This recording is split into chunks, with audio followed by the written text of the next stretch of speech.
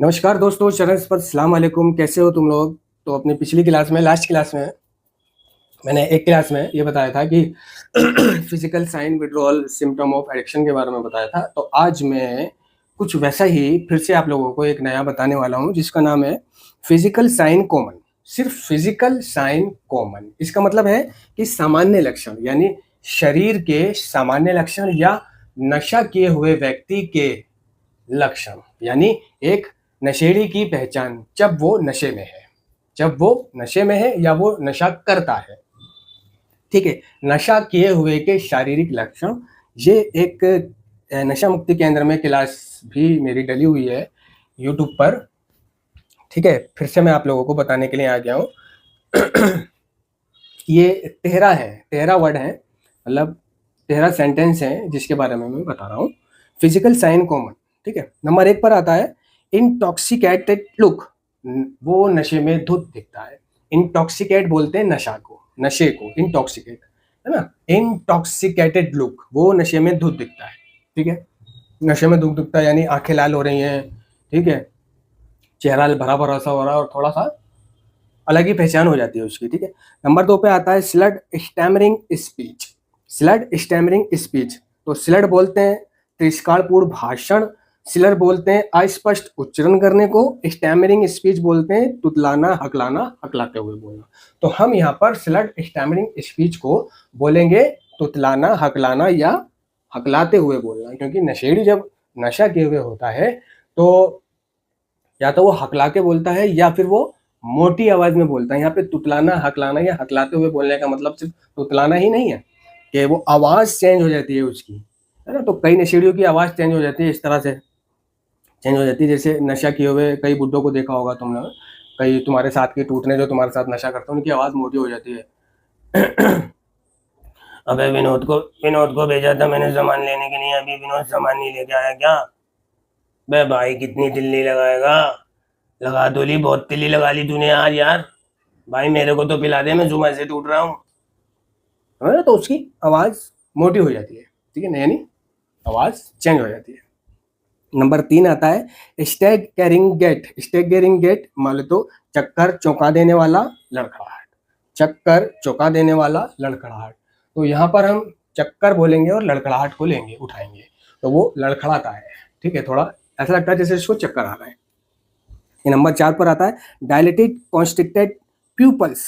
Dilated constricted people's, dilated बोलते हैं खींचकर लंबा करना, फैली हुई बढ़ाना, चौड़ा करना। ठीक है, और कॉन्स्ट्रिक्टेड बोलते हैं कसना, दबाव, संकीर्ण। ठीक है, और प्यूपल्स, प्यूपल्स बोलते हैं स्टूडेंट को, छात्र को और शागिर्द को। ठीक है, लेकिन एक मेडिकल में बोलते हैं प्यूपल्स आंख की पुतली को। तो आंख की पुतली का कभी कसना, दबाव, बड़ा होना, खींचकर लंबा करना, संकीर्ण जो है ये, यानी कि आंख की जो पुतली होती है, ये जब जो लड़का व्यक्ति नशा किए हुए होगा उसकी आंख की पुतली ऐसे मामूली मामूली तौर पर बड़ी छोटी हो रही होगी या फैल रही होगी, कभी सुखल रही होगी आंख की पुतली। तो एक डॉक्टर था, साइकेट्रिस्ट डॉक्टर, जब मैं उसके पास दिखाने के लिए जाता था शुरू में, जब मेरे घर पर पता चला था कि मैं नशा करने लगा हूँ, तो मुझे साइकेट्रिस्ट के यहाँ ले गए, क्योंकि उनको वही पता था कि साइकेट्रिस्ट ही इसका इलाज कर पाएगा। पहले ये नहीं पता था कि नशा मुक्ति केंद्र में भेजना चाहिए इसको। तो वो साइकेट्रिस्ट डॉक्टर क्या है, उसने मेरे को देखा, ट्रीटमेंट किया और नशा ना करने के बारे में बोला कि नशा नहीं करना। और एक दिन मैं नशा करके उसको दिखाने के लिए आ गया। हर रोज मदर या फादर के साथ आता था, ज़्यादातर मदर के साथ आता था, और हर दूसरे दिन वो बुलाता था मुझे। तो वो पता है क्या है, मेरी आंख चेक करता था। तो जब वो मेरी आंख चेक करता था तो वो मुझे फौरन बता देता था कि आज तूने नशा कर रखा है, आज तूने नशा करा है, इलाज के ऊपर भी नशा करा है। तो मैं हैरत खा जाता था कि इसको कैसे पता है नशा कर लिया मैंने, ना तो मेरे माँ को पता चल रहा, ना किसी को पता चल रहा, और मैं भी बहुत अच्छे से कंट्रोल कर करके आया हूँ। तो वो डॉक्टर हुआ करता था ना, तो वो डॉक्टरों को पता होता है कि कैसे पहचान हो सकती है। तो प्यूपल्स यानी आंख की पुतली का बड़ा होना, फैलना, फैलकर चौड़ा होना, ऐसे करके। तो मतलब मेरे पास दूसरा मोबाइल नहीं है जो मैं दूसरे मोबाइल में तुम्हें वो डायलेटेड प्यूपल्स की GIF को दिखाता, जिसमें एक आंख इस तरह से फैल रही है, बड़ी हो रही है। नंबर 5 आता है पैल स्किन। पैल स्किन यानी पीली त्वचा, यानी पीली त्वचा। एक नशेड़ी की त्वचा, नशा कर करके जो नशा कर रहा है उसकी त्वचा पीली लगभग पीली दिखाई देने लगती है, वो ऐसा लगता है कि ये पीला पड़ रहा है, ठीक है। या फिर जब आप इसको यहाँ से ऐसे करके दबाओगे अपने हाथ को थोड़ी देर के लिए, बहुत ज़ोर से दबाना और छोड़ोगे तो आपको अंदर से एक पीलापन दिखाई देगा। पीली त्वचा, तो ये फिजिकल साइन कॉमन, यानी एक नशेड़ी के शारीरिक लक्षण है, ठीक है। नंबर 6 पर आता है पुअर हाइजीन। पुअर हाइजीन आरोग्य शास्त्र, यानी हाइजीन को आरोग्य शास्त्र बोलते हैं। डिटर्जेंट पर भी लिखा होता है हाइजीन, हाइजीन जो मतलब कपड़े साफ करता है, इसमें हाइजीन की मात्रा ज़्यादा है। पुअर हाइजीन, ठीक है, यानी हाइजीन हो गया, जैसे कि ब्लीच होता है उसमें हाइजीन होता है, तो वो अगर दूसरे कपड़े पर डाल दो तो वो कपड़े का रंग उड़ जाता है, ठीक है ना। पुअर हाइजीन यानी कि हाइजीन, यानी कि अगर किसी कलरफुल कपड़े पर वो हाइजीन पड़ गया, ब्लीच पड़ गया, तो वो कलरफुल कपड़ा कैसे भद्दा हो जाता है।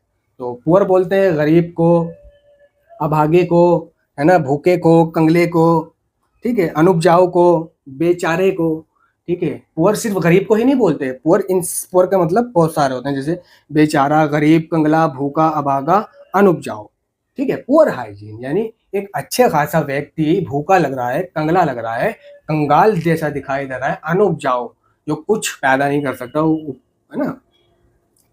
हम यहाँ पर ले लेते हैं जैसे कि भूखा हो, कोई भी नशेड़ी को देख के ऐसा नहीं लगता बैठा हुआ है नशा करके, नशा करने के बाद यार कितना गरीब है, भूखा सा है, चल इसको कुछ पैसे दे दें, चल इसकी कोई मदद कर दें, तो हम इसको ऐसे बोलते हैं पुअर हाइजीन को। नंबर 7 आता है foul smell from mouth. Foul smell from mouth बोले तो मुंह से बदबू आना या मुंह से बास आना, यानी एक नशेड़ी जो होगा वो उसके मुंह से बदबू आती है। कभी आपने देखा होगा कि कोई नशेड़ी है और जब वो आपसे बात कर रहा है तो उसके मुंह से जो भपका आ रहा है उसमें बदबू है, आप उससे ये कह रहे हो कि भाई मुंह पीछे कर ले, मुंह पीछे करके बात कर, ठीक है। तो ये उसके शारीरिक लक्षण होते हैं, ठीक है। नंबर 8 आता है डिसओरिएंटेशन। डिसओरिएंटेशन यानी भटकाव, भटकाने वाला, मानसिक रूप से भ्रमित करना। तो वो ऐसा लगता है कि जैसे कि कोई भटका हुआ व्यक्ति हो, है ना, भटका हुआ व्यक्ति लगता है, जैसे कि कोई रास्ता भूल गया हो, कहाँ जाना है इसे और कुछ ढूंढ रहा है ये, ठीक है ना, ऐसा लगता है वो। तो कभी कभी ऐसा नहीं होता कि नशा लेने जाते थे और सिर्फ एड्रेस मालूम होता था लेकिन हम वहाँ पर पहले कभी गए नहीं होते थे, तो वहाँ पर हम ढूंढ रहे होते थे कि यार एक नाई की दुकान बताई थी, है ना, और सलीम नाई की दुकान के बराबर में बताया था, तो वो सलीम नाई कैसे देख रहा होता है, तो क्या है लोग उससे पूछ लेते हैं कि भाई कुछ ढूंढ रहे हो, तो वो उसको बोल देता है कि हाँ भाई ढूंढ रहा हूँ, कि भाई वो सलीम नाई की दुकान तक जाना था। अब वो ये तो कहेगा नहीं कि मेरे को वहाँ जाके स्मैक लेनी है, वहाँ ठिया है, तो वो सिर्फ सलीम नाई की दुकान बोलेगा, तो वो कहेगा सलीम नाई की दुकान, तो वो उसको रास्ता बता देता है कि भाई सलीम नाई की दुकान वहाँ पर है। तो वो रास्ता बताने वाला अपने आप को भाग्यशाली समझता है कि चल यार एक भटके हुए की, एक राहगीर की, एक मुसाफिर की, एक जरूरतमंद की मैंने मदद कर दी उसे उसकी मंजिल तक पहुँचा दिया। अगर उसको पता चल जाए कि साला इसमें क्या है, नशा लेने के लिए जगह पूछ रहा था तो बाद में वो क्या सोचेगा, ठीक है।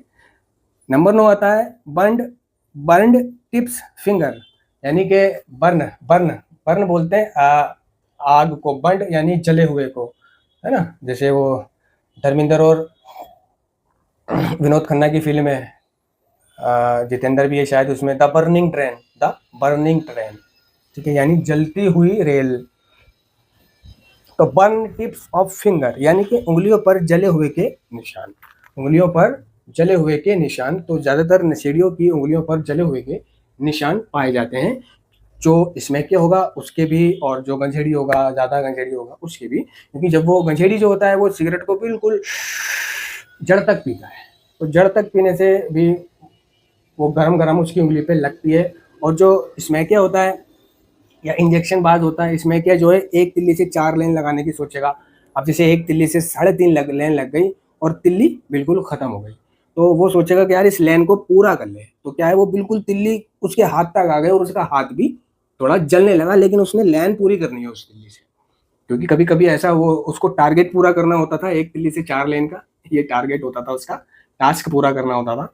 और दूसरी वजह ये होती थी कि बहुत उत्तेजित हुआ करता था वो, जल्दी से नशा अंदर चला जाए, एक झटके में 4 लाइन चली जाए, हाथ जले तो जले लेकिन टूटन दूर हो जाए। और एक वजह ये हुआ करती थी कि यार माचिस की तिलियाँ कम होती थी, यानी जितना सामान है उस हिसाब से माचिस की तिलियाँ कम है और पैसे नहीं है, या आसपास ऐसी कोई दुकान नहीं है, मौका नहीं है जो और माचिस ले सकूं, या तो पैसे नहीं है, ठीक है। इसी माचिस की तिली से पूरे पीस की लेन लगानी है, तो ये वजह हुआ करती थी जिसके कारण वो अपनी उंगलियां जला बैठता था, जिसके कारण वो अपनी उंगली जला बैठता था। या फिर जो हमारे संगी साथी स्मैकिया हुआ करते थे, जब हम उन्हें सामान पिला रहे होते थे, वो टूट रहे होते थे, भाई सामान पिला दे, तो उसको सामान पिला देते थे उस पर दया करके, तो वो पता क्या करता था कि वो सामान पीते पीते अंगूठे में सामान चिपका लेता था, यानी लेन नीचे तक लगाते थे और नीचे जो अंगूठा होता था उस तक सामान अंगूठे तक पहुंचा देते थे, सामान की डली पिघलाती हुई, थोड़ा सा अंगूठे पे चिपका लेते थे वो, अंगूठे पे चिपका के फिर पिन्नी हमें दे देते, तो हमें पता नहीं चलता था कि भाई इसने अंगूठे पे भी चिपकाया है, मतलब वो पी भी हमारा ही पी रहा है और हमसे ही बहन से चोरी भी कर रहा है, हमसे ही हमें धोखा भी दे रहा है, हम पिला रहे हैं उसको, ठीक है, और वो अंगूठे पे भी चिपका रहा है। तो ऐसे भी वो अंगूठे पे गरम गरम इसमें चिपकती थी, तो उसके उंगलियों के जले हुए निशान पाए जाते थे। यही कारण है कि जब पुलिस पकड़ती है नशेड़ी को या किसी को भी, जेब कतरे को अगर पकड़ेगी, तो सबसे पहले वो उसका मुंह सूंघेगी और उसके हाथ दिखा, वो ऐसे करके दिखाएगा, पहले नहीं पलट के दिखा, दोनों हाथों को देखेगी। वो हाथों में क्या देखता है पुलिस वाला? जले हुए के निशान, कि ये अगर नशेड़ी हुआ तो इसकी उंगलियां जल रही होंगी, ठीक है, और शराबी हुआ तो हाथ इसके कप कपाएंगे ऐसे करके, शराबी के हाथ कप कपाते हैं, है ना, मतलब वो ऐसे नहीं रख सकता स्ट्रेट।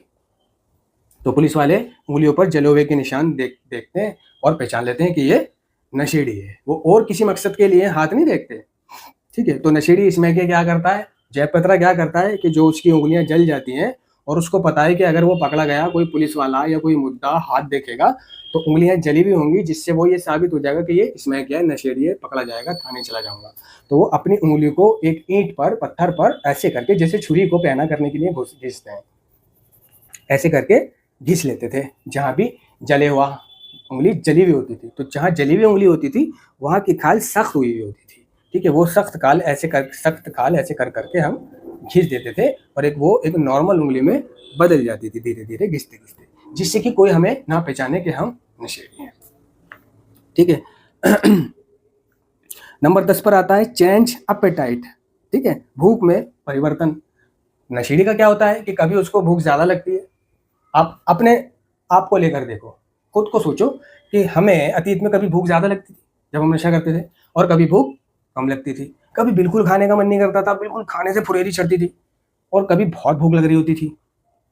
कभी नशा कर रखा है और चल फिर कर आए, नशा कर कर मूड बना हुआ है तो भूख लग रही है, नशा नहीं करा हुआ है, टूट रहे हैं कई दिन से, तो खाना नहीं खा रहे हैं, ठीक है।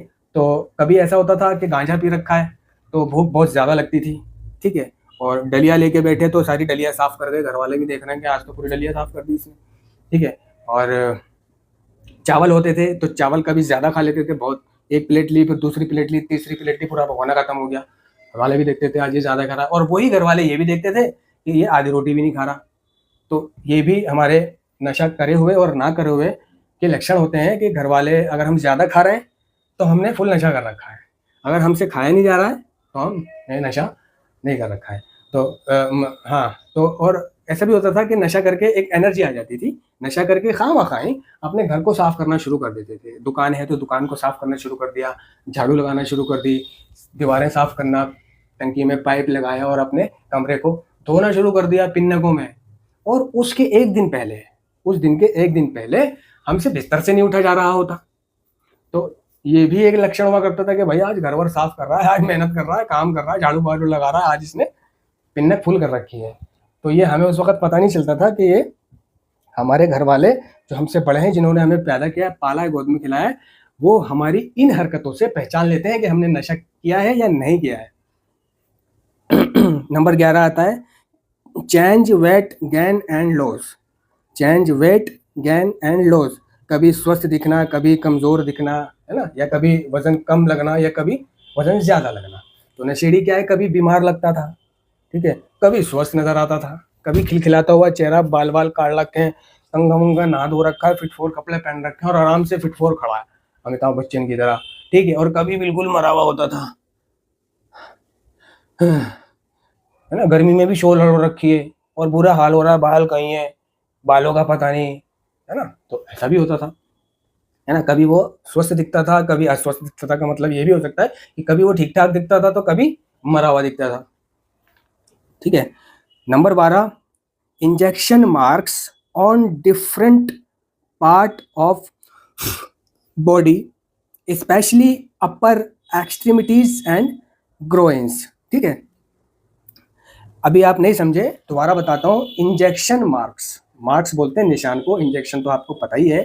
Injection marks on different part of body. ठीक है, डिफरेंट बोलते हैं एक जुदा पार्ट को, है ना, हिस्से को, अलग, डिफरेंट पार्ट ऑफ बॉडी यानी हमारा शरीर। यानी injection marks on different part of body, specially बोलते हैं खास तौर से अपर एक्सट्रीमिटीज एंड ग्रोइंस, यानी एक्सट्रीमिटीज और ग्रोइंस के ऊपर। तो यानी कि इंजेक्शन मार्क्स हमारी डिफरेंट बॉडी पर दिखाई देते हैं, स्पेशली ऊपर, यानी कि हाथ पैर और पेट और जांग के बीच के हिस्सा। एक्सट्रीमिटीज बोलते हैं हाथ और पैर को, यानी डॉक्टरी भाषा में, मेडिकल लैंग्वेज में एक्सट्रीमिटीज बोलते हैं हाथ और पैर को। यानी हमारे हाथों पर, यहाँ हाथों पर ये आज भी नसें हरी हैं, आज भी नसें हरी हैं। चाहो तो वीडियो को अपनी गैलरी में से जूम करके देख सकते हो, या यूट्यूब पर भी जूम करके देख सकते हो। दोनों हाथों की नसें अभी तक नहीं आई हैं। तो इंजेक्शन बाज जो होता है वो हाथों पे इंजेक्शन लगाता है, और जब उसके हाथों की सारी नसें खत्म हो जाती है, एक पतली वाली नस होती है जो डॉक्टर नब्ज पकड़ता है, जो फुदकती है, उस फुदकने वाली नस को भी नहीं छोड़ता नशेड़ी। और जो पतली पतली होती है, बिल्कुल बहुत बारीक बारीक, तो जब सारी नस मर जाती है, कोई नस ब्लड नहीं दे रही होती है, तो वो पतली नसों को भी नहीं छोड़ता है, और यहाँ भी लगाना शुरू कर देता है इंजेक्शन। यहाँ जो नसें हैं, तो यहाँ लगाने से कभी कभी ऐसा होता था, अगर गलती से सुई अंदर चुभ गई तो बहुत मोटा निशान बन जाता था यहाँ पर, और हाथ सूज जाता था, काम नहीं करता था और आउट हो जाता था। तो ये मोटे मोटे लाल लाल फोड़े पड़ जाते थे हाथ में। ठीक है, तो जब उसके सारी हाथों की नसें ब्लॉक हो गई, आप वो अपने हाथ में उसको कोई ऐसी जगह नहीं बची जहाँ वो इंजेक्शन लगा सके, यानी नस नहीं बची। इंजेक्शन बाज नस में इंजेक्शन लगाता है। ठीक है, तो वो पैर की नसों में लगाना शुरू कर देता है। ठीक है, पैर की नसों में, यानी पैर में भी बहुत नसें हैं। ठीक है, ठीक है। एक्सट्रीमिटीज बोल रहा है ना कि नंबर 12 पर, injection marks on different part of body, specially upper extremities and groins, यानी इंजेक्शन के निशान डिफरेंट बॉडी। एक तो एक्सट्रीमिटीज बोले तो हाथ पैर, तो जब हाथों की नसें खत्म हो गई, कहीं जगह ही नहीं बची, घंटों घंटों हो गए ढूंढते ढूंढते, मगर कहीं से ब्लड नहीं आया, सारी नसें ब्लॉक हो चुकी हैं। एक कई बार तो नशेड़ी इंजेक्शन बाद ऐसा भी करता है कि वो नलकी लगवा लेता है ना, एक नलकी लगा ली, उसी में घुसाता रहेगा। अब नलकी लगवाए किससे, कौन डॉक्टर लगाएगा, तो खुद लगाने की कोशिश करता है। खुद लगाने की कोशिश में तो हुआ क्या कि उसने नलकी लगाई, जो ग्लूकोज की बोतल चढ़ाने के लिए नलकी लगा देते हैं, वो नलकी लगाई, और जैसी नलकी लगाई तो खून का धारा बहने लगा। नया नया है, उसको पता नहीं है, खून का धारा बहने लगा, बंद कर रहा है तो भी बह रहा है, उसे लगाने नहीं आता। ठीक है, फिर क्या करा, उसको निकाला और हाथ से दबाया, सारे में खून ही खून हो गया। तो जब हाथ की नसें नहीं बचती, घंटों घंटों ढूंढते ढूंढते हो जाता है, तो पैर की नसों में लगाना शुरू कर देता है एक इंजेक्शन बाज इंजेक्शनों को।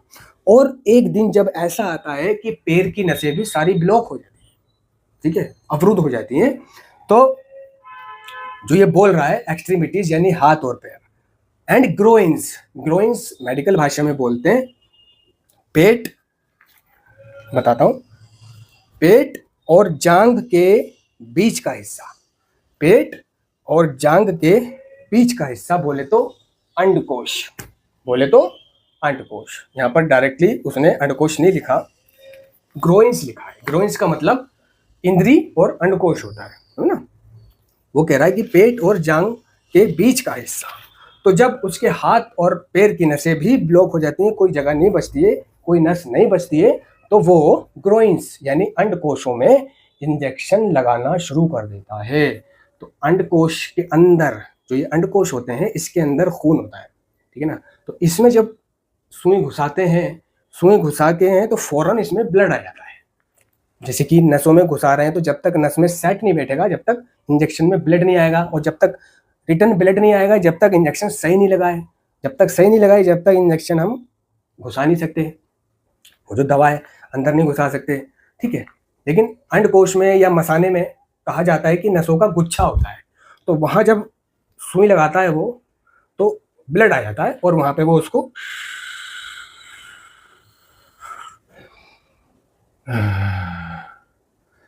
बीड़ी निकालता है फिर, है ना, बीड़ी लगा के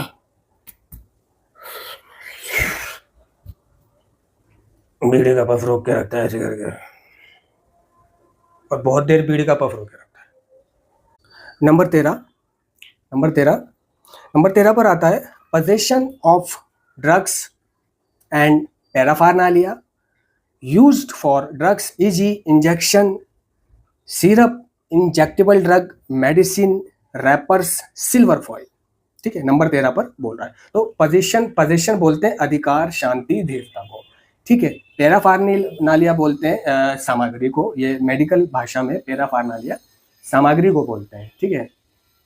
और इंजेक्टेबल ड्रग बोलते हैं इंजेक्शन की दवा को, ठीक है। तो वो बोल रहा है कि possession of drugs and paraphernalia used for drugs easy injection, syrup, injectable drug, medicine, wrapper, silver foil, यानी एक नशेड़ी के पास ये चीज़ें मिलेंगी, जैसे पैराफर्नालिया यानी सामग्री, यानी नशा करने की सामग्री, जिसमें वो बोल रहा है इंजेक्टेबल ड्रग, इंजेक्शन और इंजेक्टेबल ड्रग, यानी एक तो इंजेक्शन होगा जो 5-10 रुपए का मिल जाता है, डिस्पोवैन का 5 ml का या उससे कम ज़्यादा ml का, ज़्यादातर 5 ml का ही यूज़ करते हैं, ठीक है। 24 नंबर की सुई निडिल और 26 नंबर की निडिल, ठीक है। तो उसके पास इंजेक्शन होगा, निडिल होगा नशेड़ी के पास, और ये बोल रहा है कि भाई मेडिसिन रैपर, मेडिसिन होगा, मेडिसिन होगी, दवाइयाँ, गोलियाँ नशे की, रैपर होगा, और सिल्वर फॉइल जिस पर स्मैक पीते हैं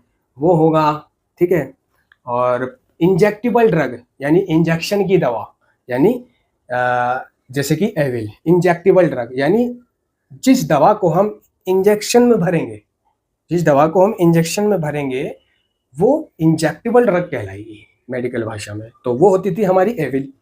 तो पहले एविल में स्मैक डालते थे एक शराब के ढक्कन में, उसमें छेद करके पुराने इंजेक्शन से पकड़कर या नए इंजेक्शन से पकड़कर नीचे एविल का ढक्कन जलाकर उसे पकाते थे। 1-2 उबाल आने के बाद उसे रख देते थे। पानी हुआ करता था तो पानी से ठंडा कर लिया, पानी नहीं हुआ करता था तो ठंडा होने का इंतज़ार करा, या नहीं इंतज़ार किया जा रहा, टूटन ज़्यादा हो रही है तो उसे इंजेक्शन में भर के फिर पिचकारी मारते थे, जिससे कि वो फिर इंजेक्शन में भरा और फिर पिचकारी मारते थे जिससे कि वो ठंडा हो जाए, ठीक है। नहीं तो एक सूरत और हुआ करती थी ठंडा करने की, कि एक छोटी सी पिल बनाकर, जैसे कंचे खेलते थे, कंचों की पिल होती थी, यानी एक छोटा सा गड्ढा करके उसमें पेशाब कर देते थे नशेड़ी। उस गड्ढे में थोड़ा सा पेशाब करके, थोड़ा सा क्या पूरा ही करेगा पेशाब, और जरा सी देर में ही वो मिट्टी तो होती थी, तो पेशाब गरम होता है तो वो मिट्टी से थोड़ा ठंडा हो जाता था, वहाँ की तरल मिट्टी से, तो मिट्टी उसे ठंडा कर देती थी। और फिर वो अपने उस जो एविल पकाया उसने दारू के ढक्कन में, वो एल्युमिनियम का होता था, उसमें ठंडा करके और खींच के उसे और फिर लगा लेता था। तो ये नंबर 13 बोल रहा है possession of drugs and paraphernalia used for drugs easy injection, syrup, injectable drug, medicine, wrapper, silver foil, ठीक है। यानी अधिकार, शांति, धीरता, पोजेशन। तो एक तो वो शांति महसूस करता है, पूरे अधिकार से इन चीज़ों को रखता है अपने पास। तो कईयों के पास, जैसे कि ये बोल रहा है सिरप नशा करने वाला, या मेडिसिन रैपर जैसे कि दवाओं के पत्ते, नेट्रावाइट, विलियम, निट्रोसन, निट्राजेपम, है ना, एल्प्रैक्स, क्योंकि नशा भी करेगा, स्मैक भी पिएगा, इंजेक्शन भी लगाएगा और गोली भी खाएगा सोने पे सुहागा के लिए। और उसके पास बोल रहा है ये सिल्वर फॉइल, ठीक है, और इंजेक्टेबल ड्रग यानी कि एविल। तो ये नंबर 13 ये बोल रहा है। तो ये था फिजिकल साइन कॉमन, बोले तो सामान्य लक्षण, यानी एक व्यक्ति के नशा किए हुए के शारीरिक लक्षण मेडिकली तरीके से। इसी के साथ मैं अब आगे चाहूँगा। धन्यवाद।